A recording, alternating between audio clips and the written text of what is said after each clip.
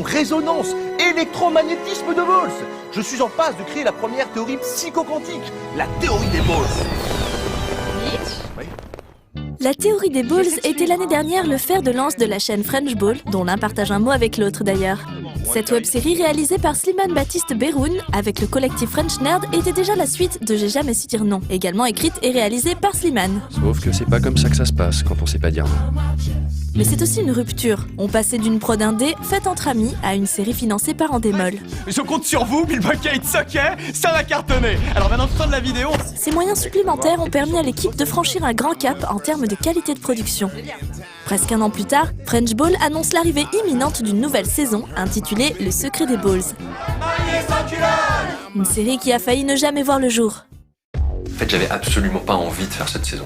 J'avais vraiment pas envie, j'étais persuadé qu'elle se ferait pas, parce qu'on a commencé à m'en parler, en tout cas niveau Endemol et France Télé, puisque c'est eux qui, en venant à la projection de la théorie des balls qui a eu lieu au Max Linder l'année dernière, ont tout de suite dit on aimerait bien coproduire la suite.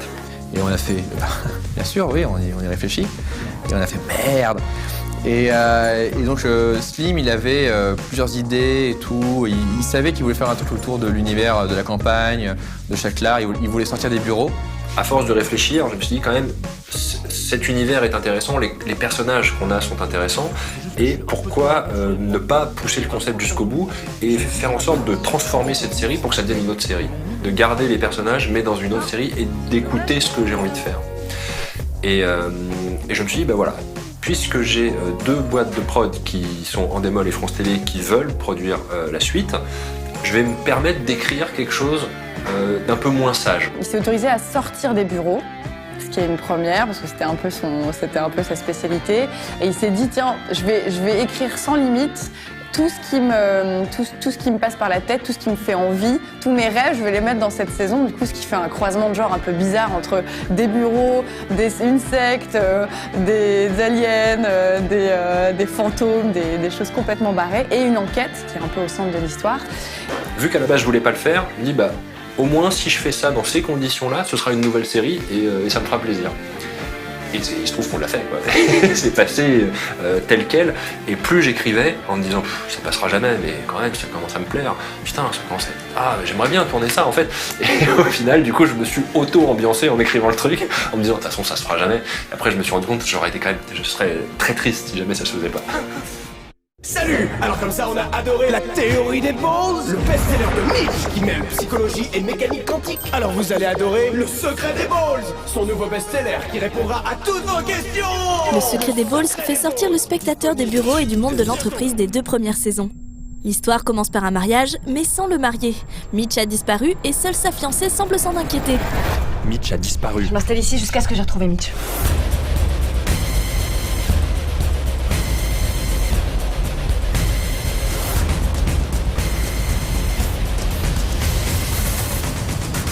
Tu l'as trouvé ? C'est le début d'une histoire qui emmènera les personnages, mais surtout l'équipe de tournage en vadrouille dans un sinistre manoir en lointaine banlieue. Alors effectivement, on était très entreprise l'année dans la saison 1 de la théorie des balls. On y est encore un tout petit peu. Il y a encore ce côté-là qui va apparaître un peu quand même, mais on part assez loin là. Là, on a vraiment des lieux, plusieurs lieux qui vont être complètement identifiables et vraiment totalement différents. Donc c'est cool. On visite. On se retrouve, tu vois, dans des endroits complètement improbables. Je suis arrivé hier, j'ai l'impression que c'était le manoir de Bruce Wayne, moi. Voilà, c'est censé représenter Châtelard, la ville de Christophe. Voilà, on n'avait pas les moyens d'aller jusqu'à Châtelard, et puis ça risquait d'être un peu le bordel, parce que je crois qu'ils sont 33 dans le village, le vrai village de Châtelard. Châtelard! Attends, Corvette, attends! Qu'est-ce qui se passe? Attends, je vois rien, Corvette, je vois plus rien! Ça y est, ça revient. Oh, mais ça va, ça revient, je vais dire! L'énorme chance qu'on a, c'est qu'on a beau être produit, on reste quand même dans une économie web où on ne peut pas payer les heures sup, où on est obligé d'apporter notre ambition personnelle aussi pour que le projet ait la gueule qu'il aura au final. Et de travailler pas avec des bouts de ficelle, mais avec beaucoup d'astuces et beaucoup de cœur pour que les choses se fassent.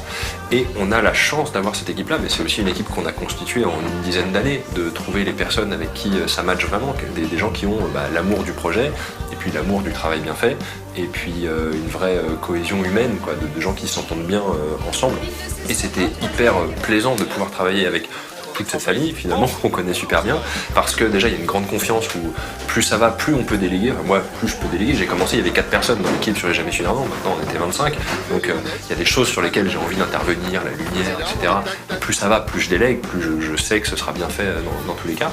Là pour le coup on a une plus grosse équipe, donc on a suffisamment de cadreurs et tout, donc je suis pas réquisitionné pour cadrer. Je suis venu juste une journée lundi pour vraiment aider, parce que c'était quand il y a des grosses journées pour transmettre des ordres. On avait fait aussi une équipe B parce qu'on avait des plans à faire à côté, donc j'ai pu faire ça. Mais globalement, là, je découvre pas mal de choses. C'est-à-dire qu'il y a une partie du tournage que je n'ai pas vue. Il y a eu cette année grosse saison quand même, il y a un gros planning, il n'y a que 3 semaines de tournage. Donc les journées sont folles, sont très chargées.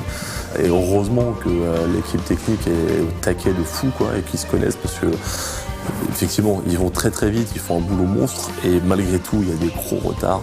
Alors, on n'a pas chômé là, depuis 10 jours, on fait des grosses journées mais toute l'équipe est vraiment sympa, hyper motivée et on est tous prêts à faire des heures sup parce qu'on a l'impression vraiment de faire du beau travail et personne rechigne et du bon travail et en plus on s'amuse beaucoup. Enfin, c'est une ambiance très familiale comme d'habitude, c'est toujours plus ou moins les mêmes équipes et là il y a même des nouveaux qui sont hyper bien intégrés et on se marre quoi. Enfin, on a des fous rires souvent et puis on est enthousiaste et sûrement le fait d'être sorti des bureaux crée une fraîcheur pour tout le monde qui est stimulante quoi. A priori, Slim est très content de ce qu'on fait, de ce qui est fait justement au niveau que ce soit techos ou acteur. Donc ça se passe vraiment super bien. C'est vraiment que du kiff et voilà, c'est fatigant parce que grosse journée, mais sinon c'est vraiment que du bonheur, quoi.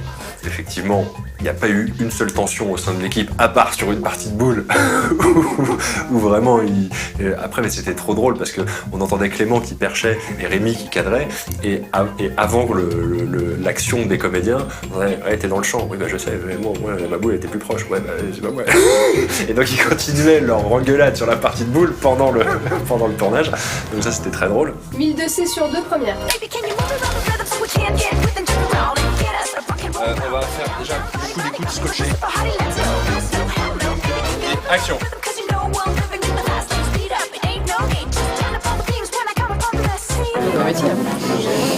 Il fait carrément froid.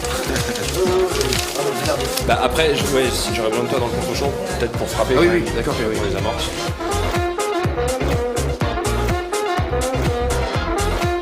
Coupé, très bien.